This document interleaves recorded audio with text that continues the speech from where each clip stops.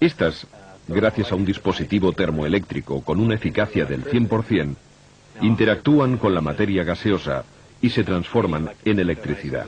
Ahora bien, la primera ley de termodinámica viene a decir que la eficacia al 100% para cualquier dispositivo eléctrico es bastante imposible, ya que se producen dispersión de calor y otras pérdidas de esta índole. Pero yo, en este sistema, no las detecté.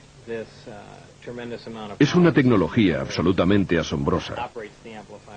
La increíble cantidad de energía que genera el sistema alimenta los amplificadores y,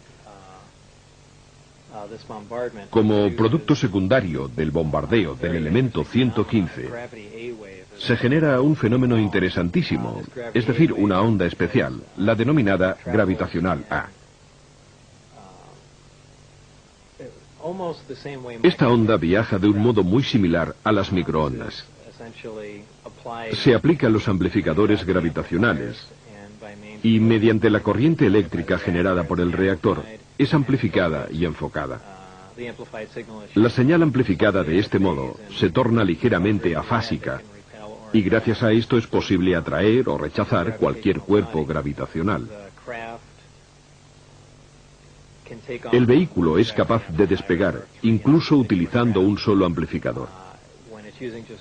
Esta nave en concreto está dotada de 3 amplificadores, y cuando activa un solo amplificador para alejarse de la Tierra, utiliza la denominada configuración Omicron. Para viajar por el espacio, la nave gira sobre un lado, enfoca los 3 amplificadores en un único punto situado a enorme distancia, y luego se imprime máxima potencia a los amplificadores y al reactor. Prácticamente estiran el tejido del espacio, distorsionan el espacio-tiempo y lo atraen hacia la nave, que de esta manera se halla en condiciones de cubrir enormes distancias en un lapso de tiempo prácticamente nulo. La nave no se desplaza de manera lineal porque distorsiona el espacio. El propio tejido del espacio y por consiguiente también los campos gravitatorios y el tiempo están estrechamente ligados. Cuando se distorsiona un campo gravitatorio, se distorsionan también el espacio y el tiempo. Estas son cosas que sabemos desde hace tiempo, solo que no contamos con la posibilidad de comprobarlas. Aparentemente esta civilización las ha llevado a la práctica. ¿Y ustedes han conseguido alguna vez poner en vuelo alguno de estos vehículos? Se realizaron muchos ensayos, pero no fuera de la atmósfera. Eran vuelos cortos, a baja altura. De hecho, eran objetos de un valor inestimable, y no era intención de nadie correr riesgos inútiles o destruirlos a causa del campo gravitatorio terrestre o por volar a cotas demasiado elevadas. Pero asistí a varias pruebas fuera del recinto de seguridad. Y en una ocasión lo vi todo a no más de 30 metros del vehículo.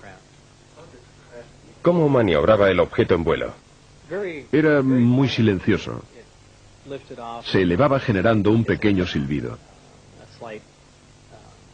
La superficie inferior emanaba una luz azul, probablemente debida al altísimo voltaje generado. Poco después, a medida que ganaba altura, la luz desaparecía y parecía como si flotara suavemente en el aire para luego posarse sobre el suelo, todo de manera muy tranquila y casi en absoluto silencio. ¿Podría describir los documentos informativos que le fueron facilitados y su contenido? Se trataba de un gran número de documentos, unos 120 informes muy concisos. En realidad me daban una idea general de las demás investigaciones llevadas a cabo sobre el vehículo volador. Pero casi la totalidad de las informaciones, de los detalles técnicos, se referían al sistema de propulsión y de generación de energía, es decir, al campo en el que debería trabajar. También había documentos en los que se afirmaba que la nave era extraterrestre, y los informes de algunas autopsias no eran muy minuciosos, pues no había ninguna razón para proporcionarme información detallada sobre este aspecto, pero incluían fotografías. Para ser exactos, había 2 fotografías de un cuerpo extraterrestre con el tórax abierto, que albergaba un solo órgano que había sido extraído y seccionado. Desde mi punto de vista, no médico, parecía que este órgano debía de cumplir no una, sino varias funciones. Luego había otros documentos que describían los estudios metalúrgicos llevados a cabo en otras partes de la nave. En definitiva, eran cortos resúmenes del trabajo desarrollado por los diversos grupos y viceversa. Supongo que también ellos recibirían unos informes, breves relaciones sobre el trabajo desarrollado por mi grupo. ¿Indicaban el lugar de procedencia de los extraterrestres? Sí, el sistema Zeta Reticuli.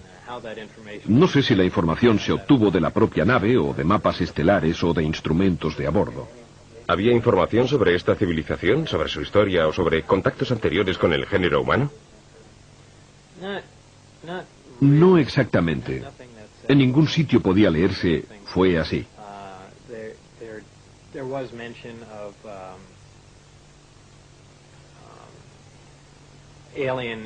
Se hacía referencia a una intervención extraterrestre que se había producido en el pasado, hace muchísimos años, millones de años. En cuanto a los documentos que pude consultar, aunque repito que eran relaciones muy sintéticas, resúmenes documentales, no sé si eran auténticos o falsos. Solo puedo hacer suposiciones. No obstante, las informaciones sobre el sistema de propulsión eran todas verdaderas, estoy seguro, porque trabajaba en ello. Por lo demás, solo se hacía mención de un contacto con la Tierra que se había producido hacía más de 10.000 años, de alteraciones genéticas que habían dado lugar a un ser simiesco y otras declaraciones de esta índole. ¿Ha visto alguna vez de cerca un alienígena vivo o muerto? No, solo en fotografías. En varias ocasiones he declarado que al cruzar una determinada zona, miré por una ventana y vi algo pequeño, pero no digo que fuera el cuerpo de un extraterrestre. Es inútil adelantar conclusiones y decir, seguramente vi un extraterrestre, porque podía tratarse simplemente de un maniquí creado como modelo en función de sus peculiaridades corporales y de las dimensiones de los asientos. Y por consiguiente, insisto en que en realidad no vi ningún cuerpo vivo en movimiento. Como principio, respondo que no. ¿Por qué le eligieron a usted para este trabajo? Es muy difícil responder, no sabría hacerlo. Seguramente como físico no soy el más cualificado, por tanto no tengo la menor idea. Por otro lado, puede ser que se sintieran frustrados porque no conseguían dar más pasos adelante. Hacía ya mucho tiempo que no lograban avanzar en sus investigaciones.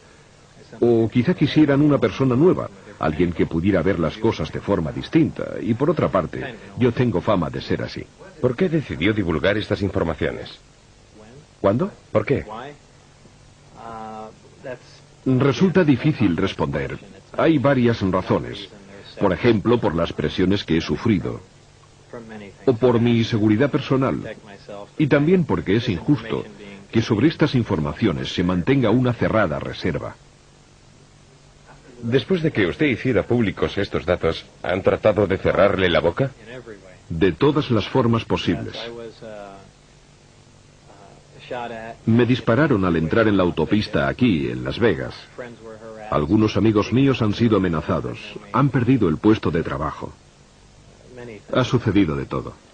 Hemos descubierto que en los institutos donde decía que había estudiado no quedaba ni rastro de su presencia. Las empresas para las cuales decía haber trabajado anteriormente negaban que lo hubiera hecho, y en particular el Laboratorio Nacional de Los Álamos, que era el punto crucial sobre el cual se fundaba toda su credibilidad. Pensamos, si conseguimos probar que trabajó allí, querrá decir que en algún sitio debió de estudiar, porque allí no aceptan al primero que llega. Y si había trabajado en el Laboratorio Nacional de Los Álamos, en algún proyecto secreto, era posible que fuera aceptado para trabajar en algún otro programa secreto, como por ejemplo el S-4 en Papoose Lake. Sin embargo, en el Laboratorio de Los Álamos seguían negando que Bob hubiese trabajado alguna vez para ellos, y su obstruccionismo era total. No respondían a nuestras llamadas telefónicas ni a nuestras cartas. Era como si quisieran impedirnos que siguiéramos adelante. Al final, en cualquier caso, conseguimos reunir algunos indicios que probaban que Bob había trabajado allí. Por ejemplo, los boletines internos del laboratorio lo incluían como físico, La guía telefónica interna indicaba que era un empleado del laboratorio. Hemos hablado con varias personas que trabajaron allí con él y nos han confirmado que Bob intervino en proyectos clasificados, que era un físico que estuvo allí. ¿Qué os convenció de que Lazar decía la verdad? No estoy seguro al 100% de que todo lo que nos ha contado sea verdad, ya que como periodista debo siempre ser escéptico, al menos en parte, pero se me ocurren un par de cosas. Primero, que Bob siempre ha contado la misma historia, la que me contó a propósito de su experiencia en el centro S4 en nuestro primer encuentro, y es la misma historia que sigue contando todavía hoy. Lo más importante es que Bob ha tenido problemas judiciales y para muchas personas esto ha significado perder completamente su credibilidad, mientras que el tribunal no ha cambiado ni una coma de la versión de Bob. Y solo cuando los magistrados trataron inútilmente de comprobar su currículum, solo entonces se decidieron a condenarlo. Bien, mi respuesta al tribunal fue: bienvenidos al club. Tampoco vosotros lo habéis conseguido. Bob se jugaba al menos 60 años de cárcel si no contaba en los tribunales la verdad sobre su currículum, y la versión que dio era idéntica a la de la primera vez, y es la misma de hoy en día.